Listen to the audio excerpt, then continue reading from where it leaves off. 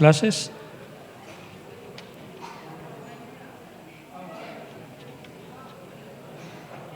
Los niños, ¿eh? Los demás vamos a abrir la Biblia en el libro de Daniel. ¿Se oye bien? Sí. Yo voy a leer un versículo que me llamó mucho la atención el viernes de la epístola a los Efesios y espero que en esta mañana Dios nos hable a través de su palabra. Amén. Estoy abriendo la Biblia en el móvil y a su vez en el iPad.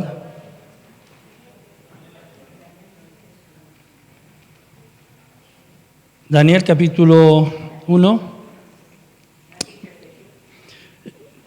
Vamos a abrir la Biblia, dicho, en Daniel capítulo 1 y yo voy a leer un versículo del libro de Efesios.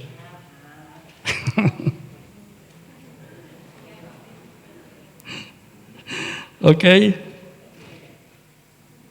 Dios puso en mí hace unos días atrás una palabra que espero que... Yo estoy convencido que es de Dios.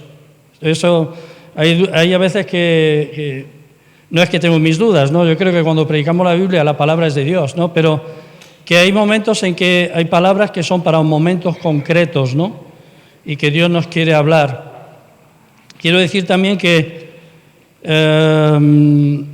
Dios está haciendo su obra y aunque no lo veamos, o aunque aparentemente parece que no está ocurriendo, pero Dios está haciendo su obra. Dice Efesios 1, la versión, no la busques, por fin, la voy a leer en la versión de la palabra. Dice, Dios está trabajando y dice, llevando, eso está en Efesios 1:10, en la versión de la palabra, dice, llevando la historia a su punto culminante y haciendo que todas las cosas, las del cielo y las de la tierra, recuperen en Cristo su unidad. Cuando yo leí este versículo, en la versión de la palabra, me impactó, porque esa unidad que se rompió por causa del pecado de Edén, en Cristo, o sea, la unidad del cielo y de la tierra, para entenderlo bien, en Cristo, Dios va a hacer que esa unidad se recupere al final de los tiempos. ¿Estás conmigo? Así que Dios está trabajando a lo largo de la historia para que su plan sea llevado a cabo. Y su plan es reconciliarlo todo en Cristo. Lo que hay en el cielo y lo que hay en la tierra. Y para que su plan sea llevado a cabo, Él nos tiene a nosotros para que en el periodo que nosotros vivamos estemos cumpliendo su voluntad. ¿Amén?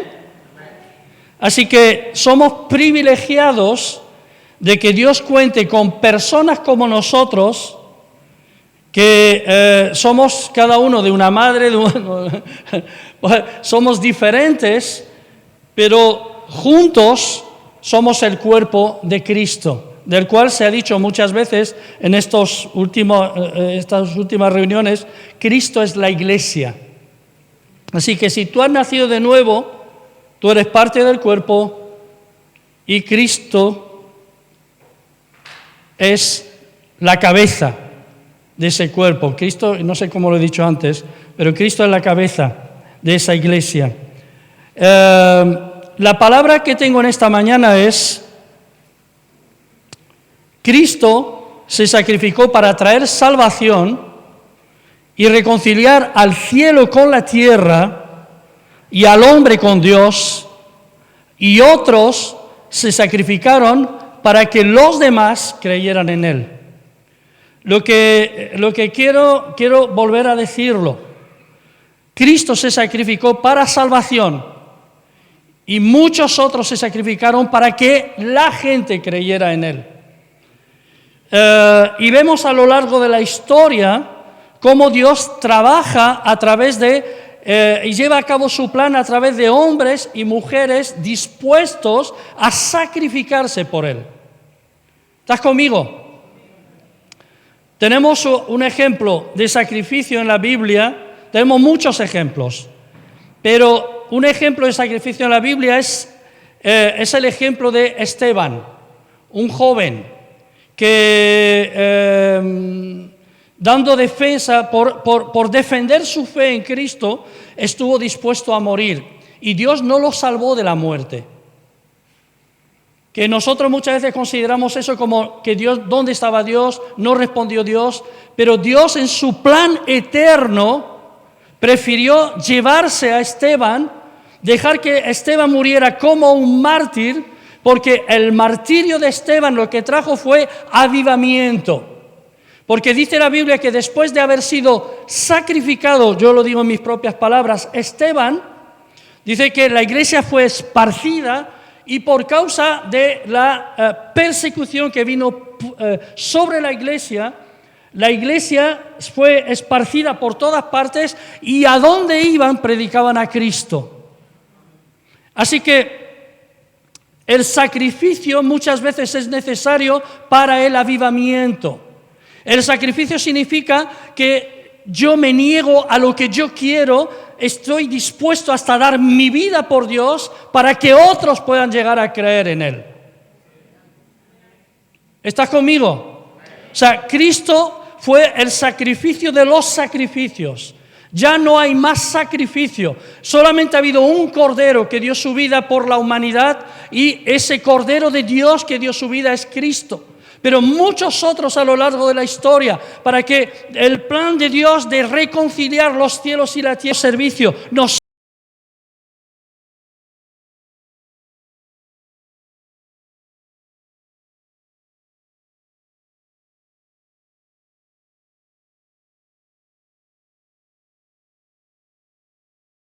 nosotros estamos al servicio de Dios para que el plan de Dios sea hecho sobre la tierra. Y si mi servicio me tiene que llevar a sacrificio de mi vida, yo tengo que estar dispuesto. Porque a través de mi sacrificio, otros van a conocer a Dios. Otros van a creer en Él. Así que Cristo se dio en sacrificio para salvación y ahora Dios espera que su iglesia se dé en sacrificio para llevar el Evangelio a otras personas, para que otros crean. ¿Estás conmigo? La pregunta es si estamos dispuestos. Si esto lo entendemos, vemos la historia, a lo largo de la historia, hombres que menospreciaron sus vidas con el fin de agradar a Dios y hacer la voluntad de Dios, aun a costa de sus propias vidas. Hemos hablado de Esteban. Podemos ver el sacrificio de José en Egipto.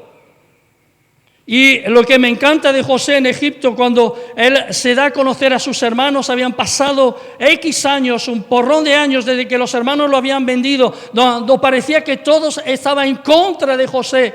Al final Dios se glorifica en José. Y José es nombrado gobernador de Egipto. Y cuando viene el hambre, el tiempo de hambruna, 7 vacas flacas, 7 vacas gordas, 7 vacas flacas, 7 espigas gordas, el sueño que tuvo Faraón, viene el hambre. Y esto hace que los hermanos de José vengan a Egipto porque se habían quedado sin comida. Y ahí él se rebela. Y cuando él se revela, los hermanos dicen, ahora somos muertos porque se va a vengar. ¿Qué diferencia hay? ¿Qué diferente es el corazón de alguien que ama y se sacrifica por Dios a alguien que cree en Dios pero no ama ni se sacrifica por Dios? No había deseo de venganza en el corazón de José. José tenía muy claro que su sacrificio de la cárcel, de haber sido vendido por sus hermanos, cuando se oraba desde el fondo de aquel pozo donde lo habían metido, por favor, sacadme, sacadme, y sus hermanos dijeron que no queremos sacarle. Fue vendido a unos madianitas, que a su vez se lo vendieron a un tal Potifar. Allí también fue engañado por la mujer de Potifar, fue echado en la cárcel. Ahí estuvo pasando varios años en la cárcel, hasta que, a través de leeros la historia en la Biblia, y veréis cuántos se sacrificaron algunos para que otros creyeran. Y cuando vienen los hermanos y le dicen, ahora se va a vengar, él es el gobernador, es el número 2 después de Faraón, está todo el poder en sus manos, ¿qué va a pasar con nosotros? José les dice, no os preocupéis, porque para preservación de vida me vendisteis vosotros. ¿Estás conmigo? Para preservación de vida, para que otros vivan, yo fui vendido a unos madianitas y sufrí lo que sufrí. Y sabéis que la iglesia, a lo largo de la historia, hoy hay iglesia porque a lo largo de la historia han habido hombres y mujeres dispuestos a sacrificarse a sí mismos para que el evangelio pudiera correr a lo largo de la historia, hasta que Cristo vuelva.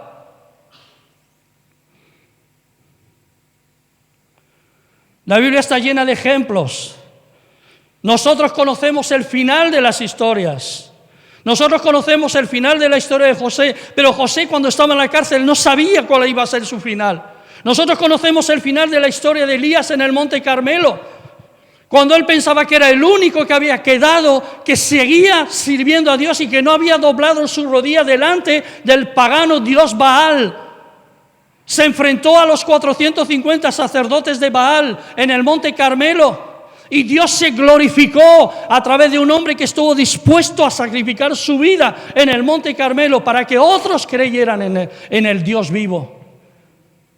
Porque el sacrificio de Elías en el Carmelo, nosotros ahora vemos, como sabemos que descendió fuego del cielo, sabemos lo que pasó después, sabemos que Dios se glorificó, sabemos que el pueblo volvió su corazón hacia Dios, lo sabemos, pero Elías en aquel momento lo único que tenía era una confianza plena en el Dios en quien creía y a quien servía.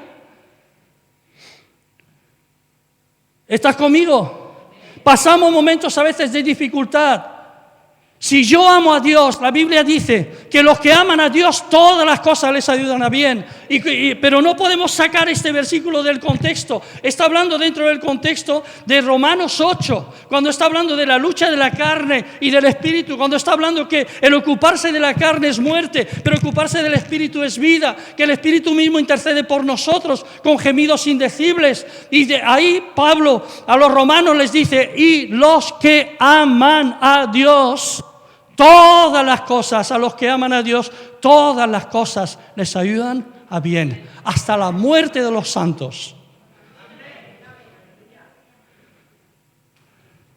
Nosotros usamos ese versículo para decir, no, estás pasando un momento difícil, Dios está tratando contigo, ya verás cómo Dios se glorifica. No, hasta la muerte.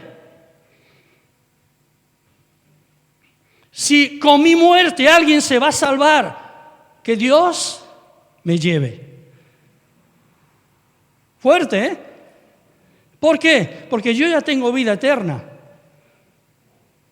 Como dijo el apóstol Pablo, sea que vivamos o sea que muramos, somos de Él.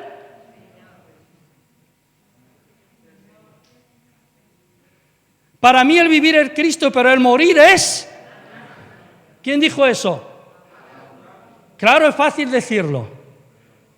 Ahora que entre alguien con una metralleta ahí.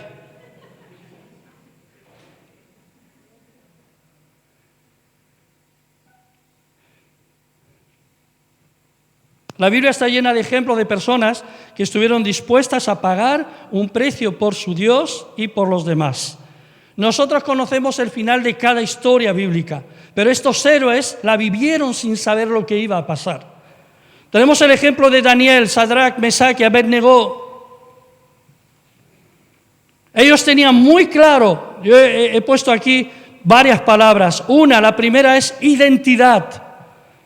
Sadrach, Mesach y Abednego tenían muy claro su identidad, sabían quiénes eran sus padres, quién era el Dios de quien les habían hablado sus padres y sus antepasados, y seguramente que estaban empapados y conocían muy bien la ley de Dios.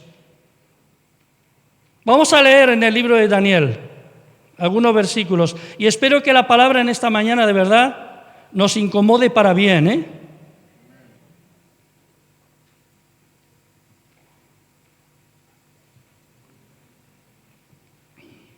Ellos tenían muy claro su identidad. Mi pregunta es, ¿tú tienes clara tu identidad en Dios? Porque tus hechos determinan la claridad que tienes de tu identidad.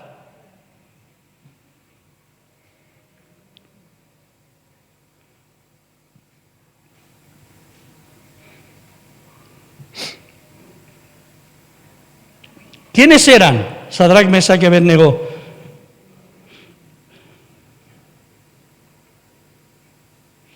Dice, en el año 3 del reinado de Joacim, rey de Judá, vino Nabucodonosor, rey de Babilonia, a Jerusalén y la sitió.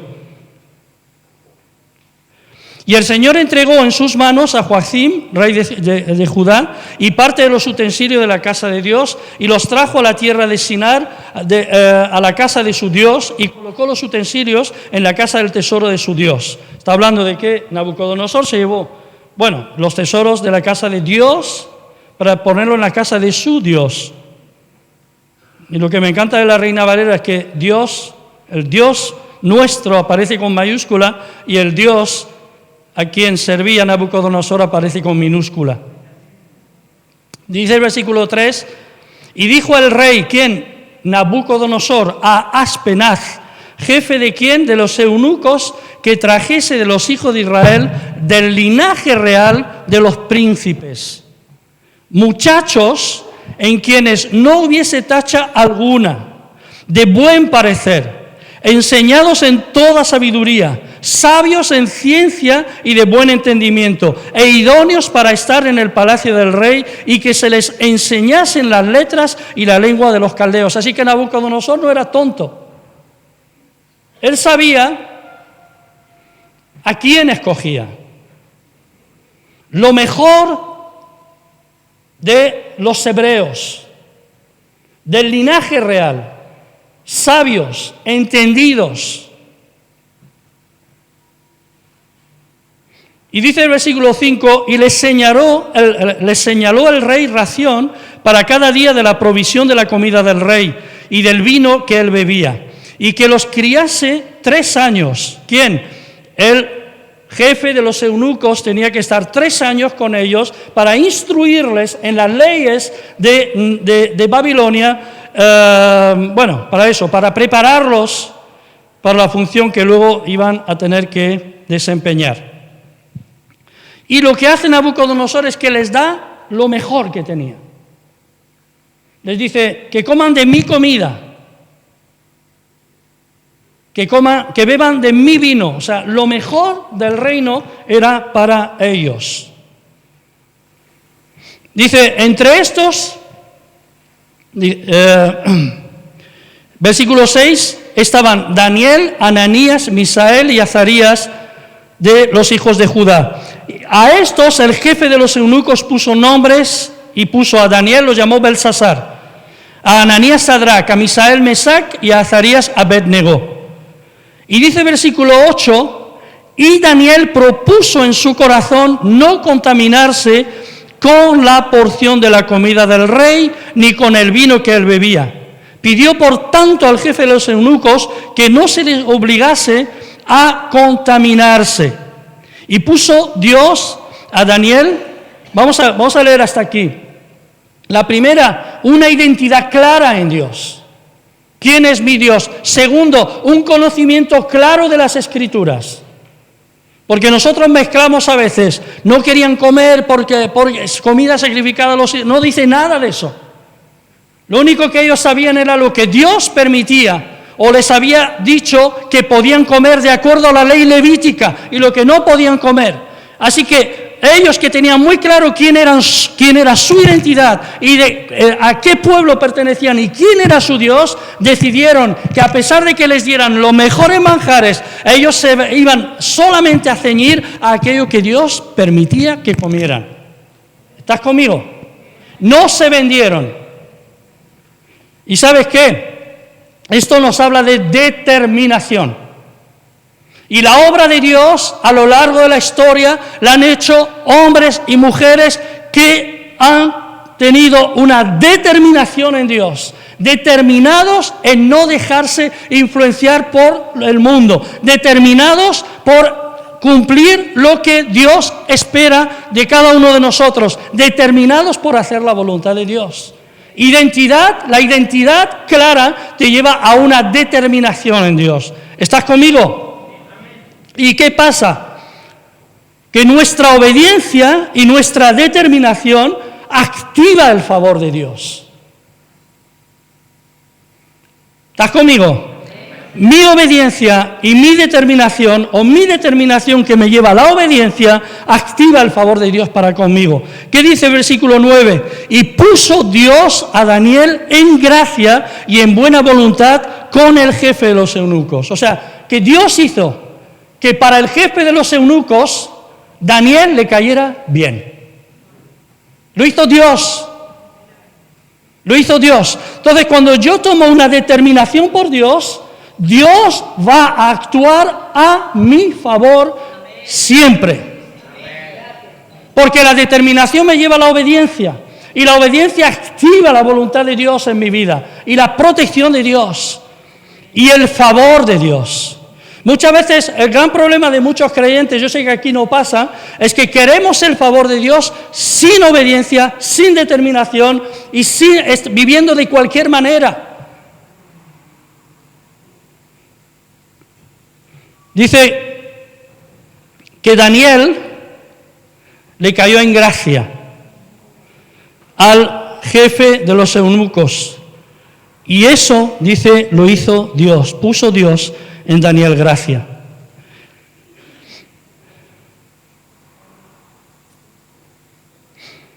Y lo otro es, cuando yo me determino por Dios, yo tengo que permanecer en firmeza en esa determinación.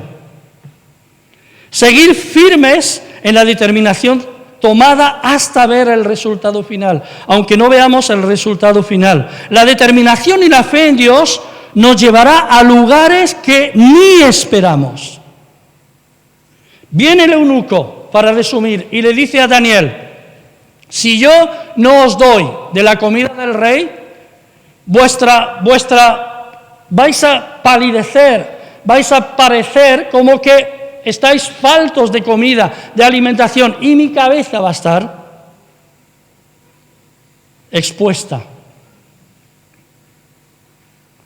Y Daniel le dice, vamos a hacer una prueba. Y prueban 10 días.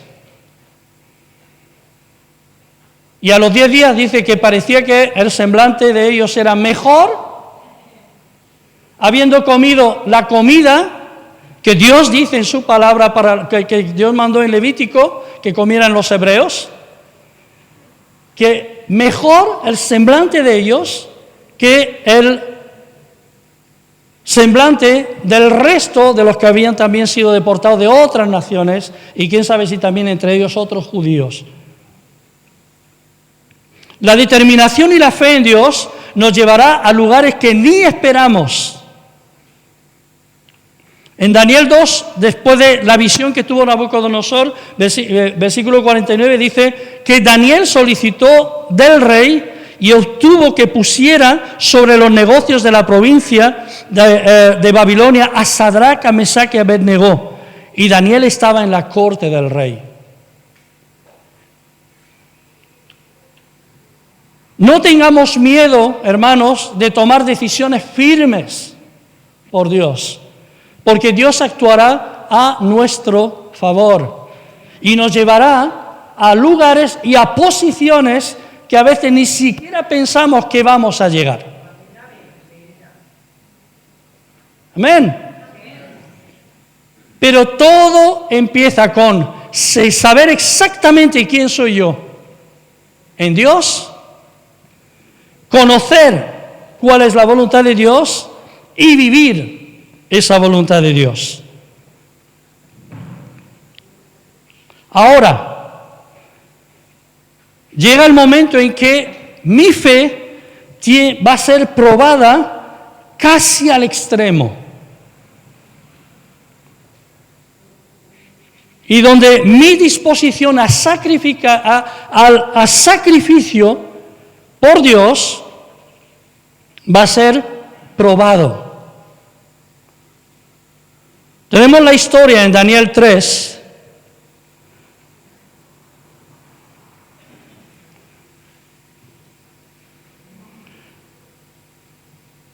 Daniel 2 termina con que Daniel es parte de la corte del rey, y que Sadrach, Mesach y Abednego fueron puestos como gobernadores de la provincia de Babilonia.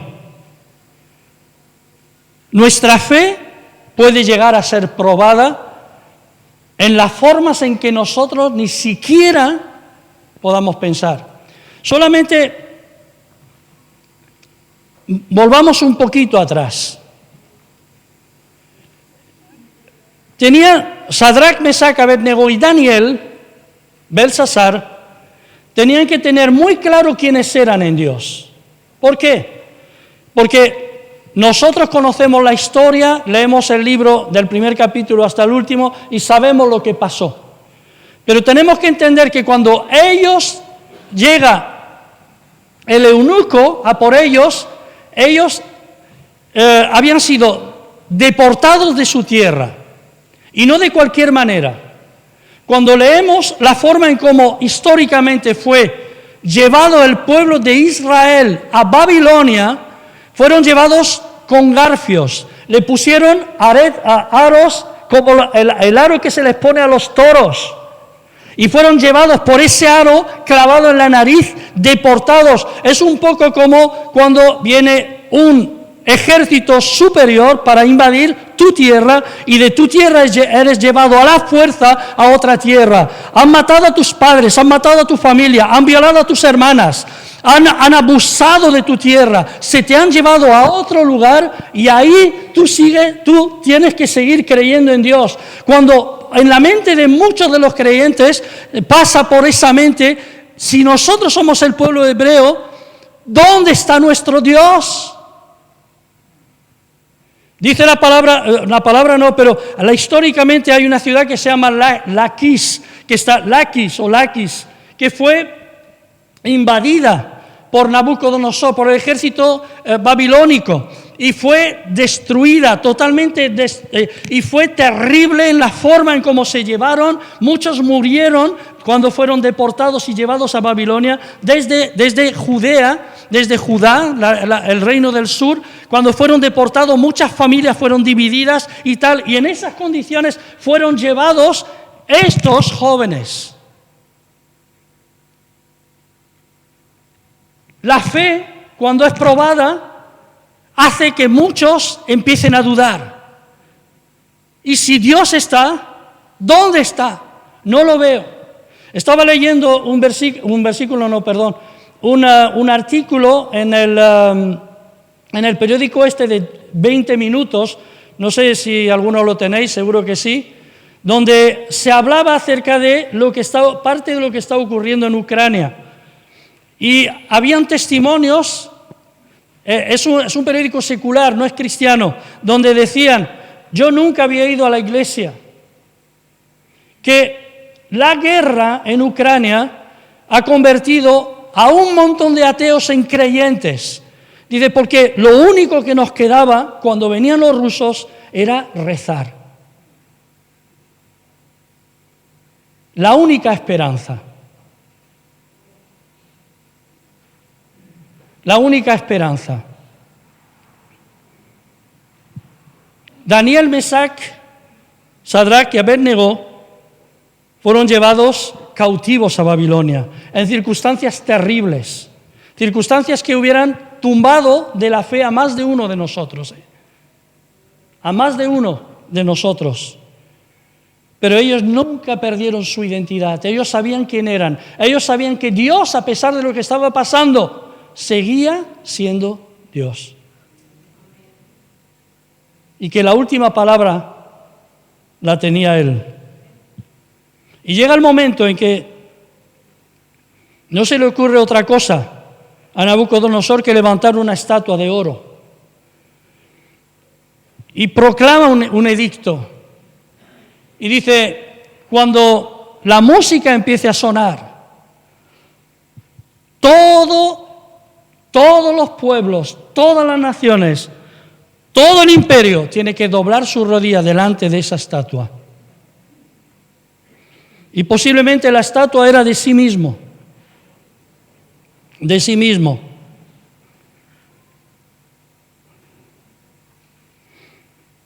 Yo quiero decirte, no quiero que se tome esto de mala manera, que muchas estatuas de oro van a ser levantadas en este tiempo. Para que los creyentes doblen su rodilla delante de esas estatuas. Pero quiero decirte en esta mañana que los 10 mandamientos son inquebrantables. Que pase lo que pase, yo no puedo quebrantar ninguno de esos 10 mandamientos. Los 10 mandamientos son estos. Yo soy Jehová tu Dios que te saqué de la tierra de Egipto y de casa de servidumbre. No tendrás dioses ajenos delante de mí.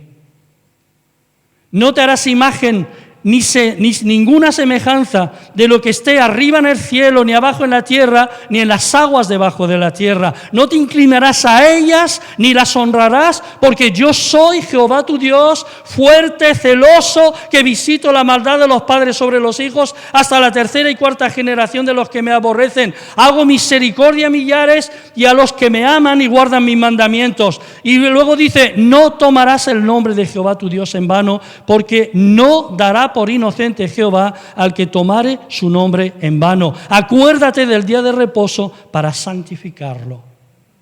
6 días trabajarás y harás toda tu obra, mas el 7º día es reposo para Jehová tu Dios. ¿Estás conmigo?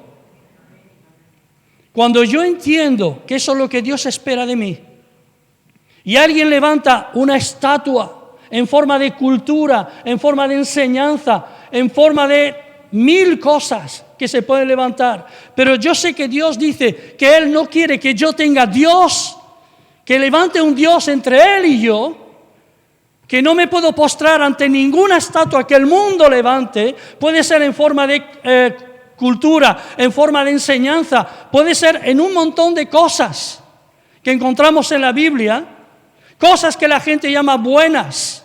¿Sabéis que hoy en la cultura occidental se está cada vez más peleando para quitar a Dios del medio? Para quitar a Dios del medio. Si nosotros los creyentes no tenemos claro quién es Dios, al final quién es el Dios y quién es Dios y quiénes somos nosotros, cuál es nuestra identidad, acabaremos doblando nuestra rodilla delante de las estatuas que el mundo levante. ¿Estás conmigo? Amén. Los 10 mandamientos son inquebrantables. ¿Sabía Nabucodonosor quiénes eran Sadrach, Mesach y Abednego? Sí, él los había nombrado como gobernadores de la provincia de de Babilonia. Sí que lo sabía.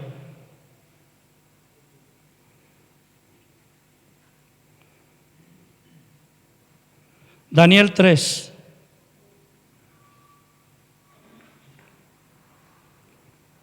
Versículo 12.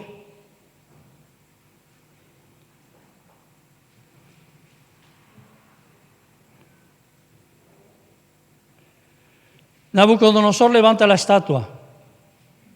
Suena la música.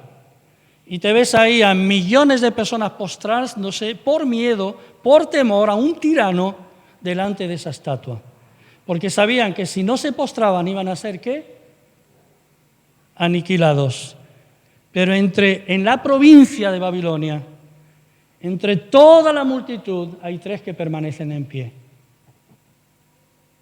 Y la música tocando, y las rodillas doblando, pero 3 se mantuvieron ahí en pie. Y enseguida vienen los chivatos.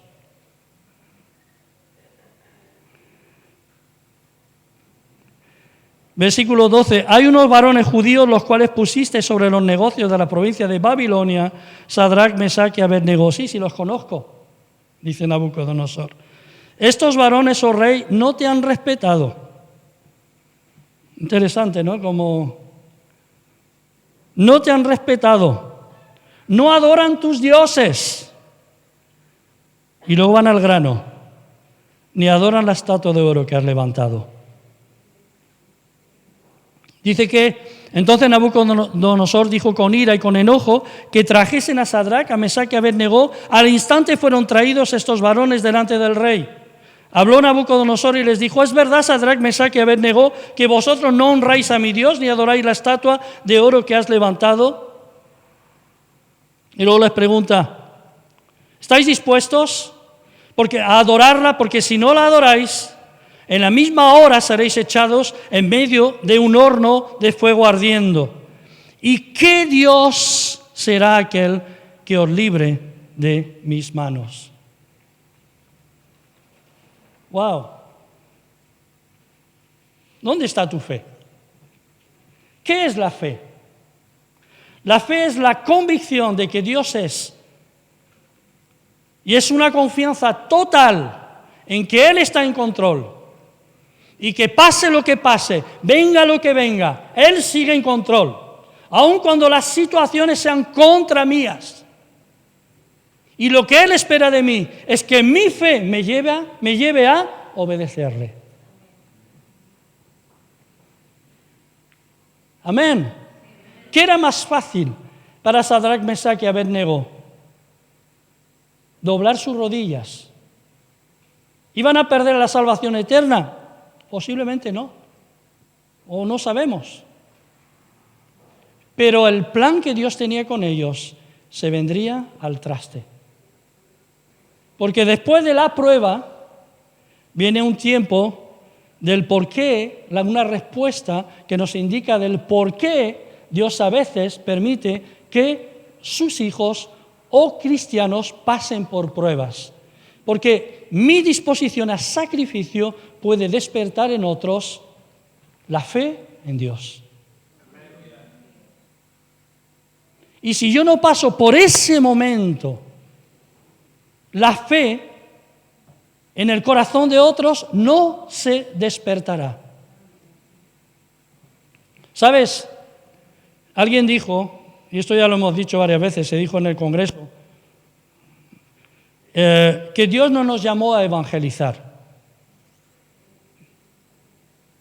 Dios nos llamó a ser discípulos.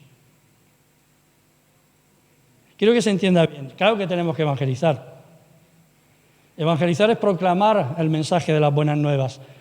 Pero más que evangelizar, lo que Dios nos ha llamado es a ser discípulos. ¿Sabes cuál es el gran problema? Que hay muchos que evangelizan bien, pero que luego a través de sus vidas destruyen lo que han ganado para Cristo, porque no son un ejemplo de vida. Así que no se trata de salir con un folleto, se trata de al folleto sumarle un testimonio. Porque mi fe y mi coraje en Dios es lo que va a despertar la fe y el coraje en el corazón de otros. No sé si me explico. Nos hemos acostumbrado a venir a la iglesia. Nos hemos acostumbrado a vivir en un mundo donde no hay persecución, donde no pagamos un precio por venir, por ser cristianos. Es más, hasta nos cuestionamos algunas cosas que se hablan y que se enseñan en las congregaciones. Solamente por dar un ejemplo, ¿soy fiel con mi economía? ¿Sabéis que en la Biblia aparecen más de 2.000 versículos que hablan de la administración económica y apenas 500 que hablan de la oración? Pero nos da miedo a veces predicar de la economía de Dios desde el púlpito porque tememos la respuesta de las congregaciones. Porque cuando tocamos a veces al Dios de este siglo, al cual muchas veces nosotros como cristianos adoramos, muchos dejan de congregarse. ¿Eres fiel con tu diezmo? Porque si no eres fiel con tu economía, cuando se levante la estatua, te postrarás delante de ella. Siento decirlo, pero es que la palabra de Dios es inquebrantable. ¿Estás conmigo? Y si no crees en el diezmo, por lo menos invierte y sé generoso en misiones para que el reino de los cielos se extienda en el mundo.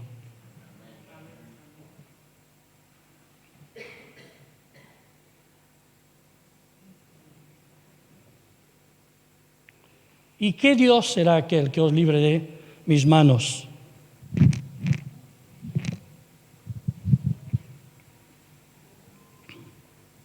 Y la respuesta a esta pregunta está en los labios, ¿estás conmigo? De los propios Sadrach, Mesach y Abednego. ¿Qué Dios será quien nos libre de las manos? ¿Qué habríamos hecho nosotros? Habríamos llamado a puertas abiertas. Lo digo con mucho respeto. Puertas Abiertas es una organización que se encarga de estar al día acerca de la iglesia perseguida, para estar orando, para estar...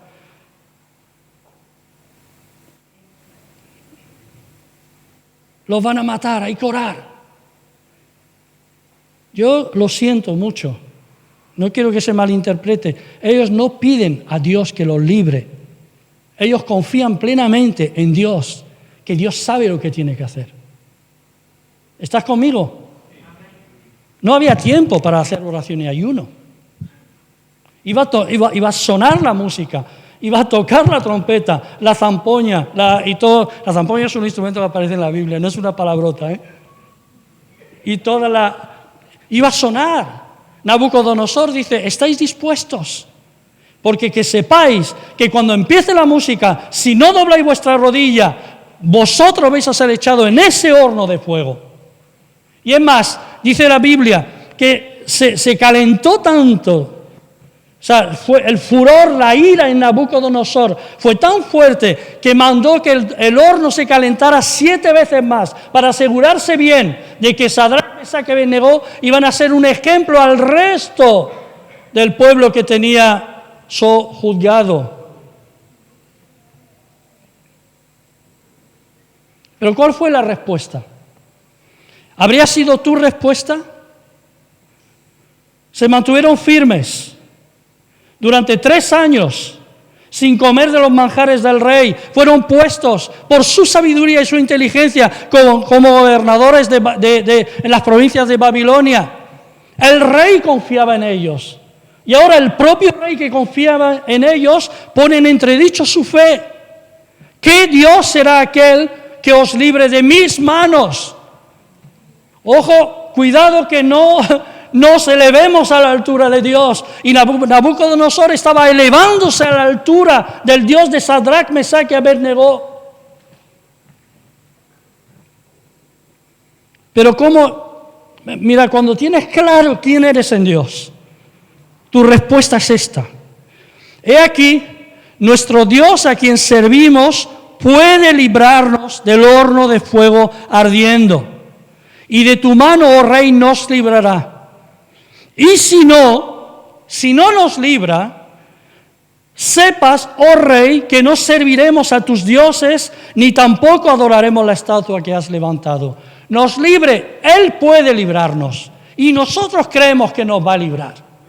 Pero si no nos libra, Que sepas, oh rey, que yo no me inclinaré delante de tus dioses, ni me inclinaré delante de esa estatua que has levantado. Y eso fue lo que encendió la ira en Nabucodonosor, que estaba loco. Era un rey, era un emperador tirano, sanguinario y loco.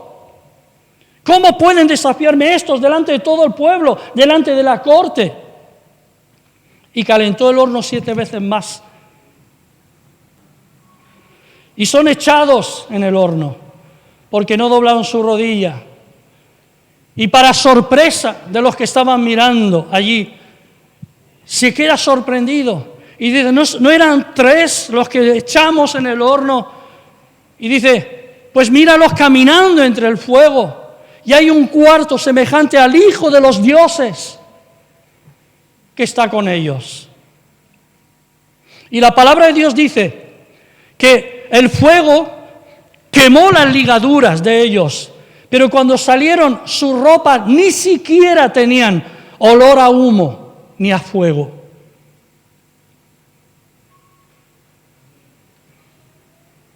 ¿Estamos dispuestos al sacrificio por amor a Dios?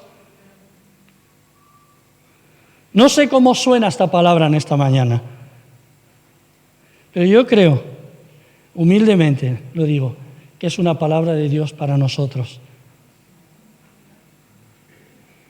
Para nosotros. ¿Cuál fue el resultado final? Daniel 3:28 dice, entonces Nabucodonosor dijo, bendito sea el Dios de ellos, no su estatua. Nabucodonosor, el emperador tirano, dijo, bendito sea el Dios de ellos. Bendito sea el Dios de ellos, de Sadrach, de Mesach y de Abednego, que envió su ángel y libró a sus siervos que confiaron en él, que tuvieron fe en él, y no cumplieron el edicto del rey, y entregaron sus cuerpos antes que servir y adorar a otro Dios que su Dios. Por lo tanto, decreto que todo pueblo, nación o lengua que dijere blasfemia contra el Dios de Sadrach, de Mesach y de Abednego, sea descuartizado y su casa convertida en muladar, por cuanto no hay Dios que pueda librar como este. Y luego dice, entonces el rey, ¿qué hizo? Engrandeció a Sadrach, a Mesach y a Abednego en la provincia de Babilonia. Y la gloria postrera de Sadrach, Mesach y Abednego fue mayor que la primera. Por su fe y por su disposición a sacrificarse por su Dios. Concluyo. En Hechos 1:8, la palabra testigo, me seréis testigos cuando venga sobre vosotros el Espíritu Santo, en Jerusalén, en Judea, en Samaria y hasta lo último de la tierra. La palabra testigo tiene una connotación de dispuestos a ser sacrificados. Romanos 12:1 dice, no os conforméis a este siglo, sino transformaos por medio de la renovación de vuestro entendimiento, para que comprobéis cuál sea la buena voluntad de Dios, agradable y perfecta. Presentaos en sacrificio vivo a Dios. Esto es vuestro culto hecho con razonamiento. O sea, sabiendo lo que estás haciendo. Una renovación en nuestra mente. Y la palabra tiene que renovar mi mente. La palabra bien predicada y bien enseñada, y para esto los que enseñamos tenemos una responsabilidad tremenda, porque tenemos que enseñar correctamente la palabra. ¿Sabéis que nos emocionamos muchas veces con predicaciones que no tienen ningún sentido? Pero como se grita, como se oye, como no sé qué, ¡ay, qué bueno! No. La palabra tiene que ser entendida, tiene que ser explicada, porque la palabra es la que va a traer una renovación en mi forma de pensar. La palabra es la que a mí me dice que el sexo fuera de matrimonio es pecado, Entonces, cuando mi mente es renovada por la palabra, ¿por qué? Porque el Dios que levanta el mundo es otro. Porque las series que vemos en la televisión son series llenas de una enseñanza terrible. ¿Estás conmigo? A los jóvenes, a nuestros niños, que desde la más temprana edad ya están enseñándole un montón de cosas que van contra la naturaleza y contra lo que Dios ha establecido. Cuando la palabra, si la palabra no consigue cambiar mi mente y mi corazón, es que algo no funciona. Pero cuando la palabra cambia mi mente, transforma mi corazón, esa palabra me va a llevar a que yo viva como un sacrificio continuo a mi Dios. O sea, una disposición de dar mi vida en todo momento. Y la palabra a mí me dice lo que tengo que hacer. Yo tengo que llevarme bien con David. Es un ejemplo, ¿no? Yo no puedo tener rencor hacia mis hermanos. Yo no puedo tener resentimiento. Yo no puedo juzgarles. Esto es la enseñanza de Jesús.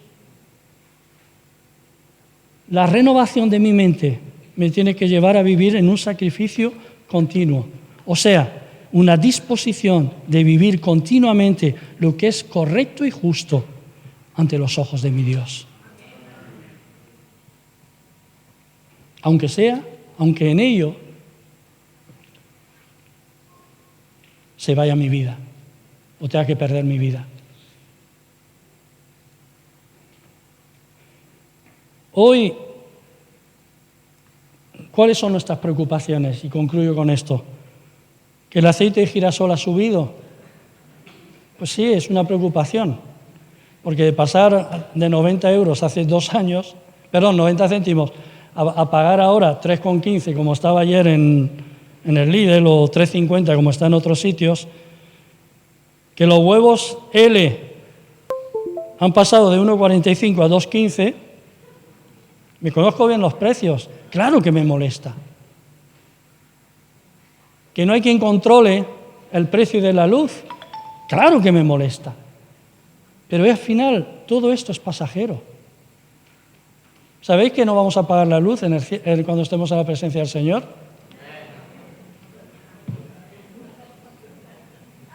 ¡Guau!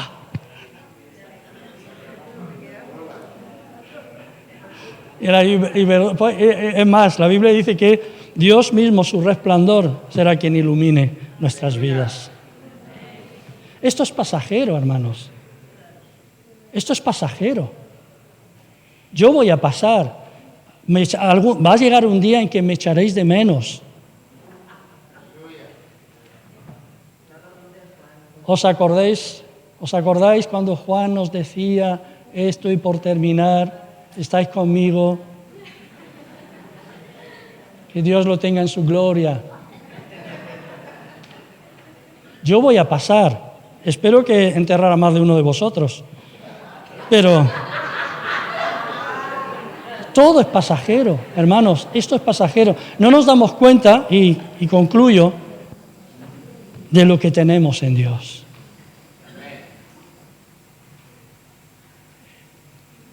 ¿Qué sería del hombre si ganare todo el mundo y perdiera su alma? Putin, el Vladimir Putin, a mí me da lástima. ¿Por qué? Porque se cree el todopoderoso, está con medio Parkinson ya. Y va a pasar. Un día Putin se va a enfrentar al Creador. ¿Y qué le va a decir? Los kilómetros que medía la columna de tanques que quería rodear Kiev.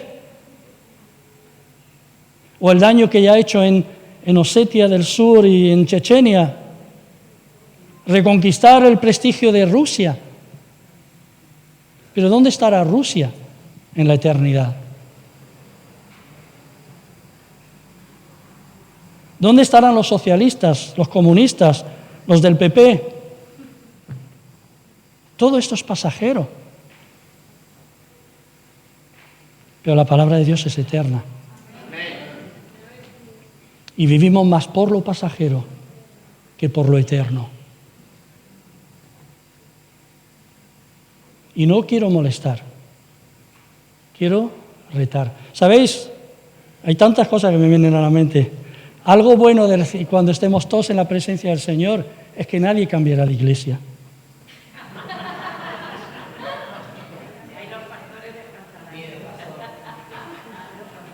Ahí no sabéis el descanso que vamos a tener emocional los pastores.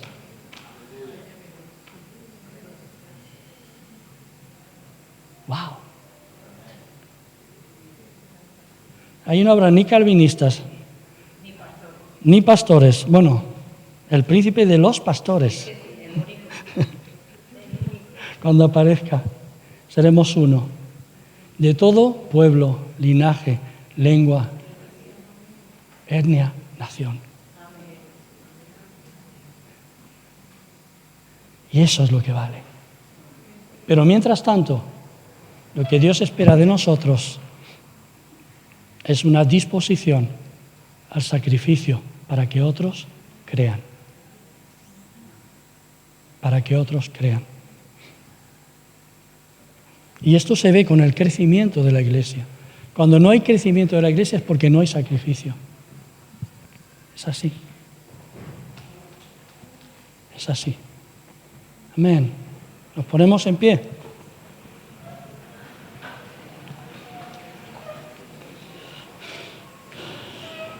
A veces, aquí con la emoción y con la mente que va muy rápida, confundo a veces Babilonia con Egipto, Egipto con...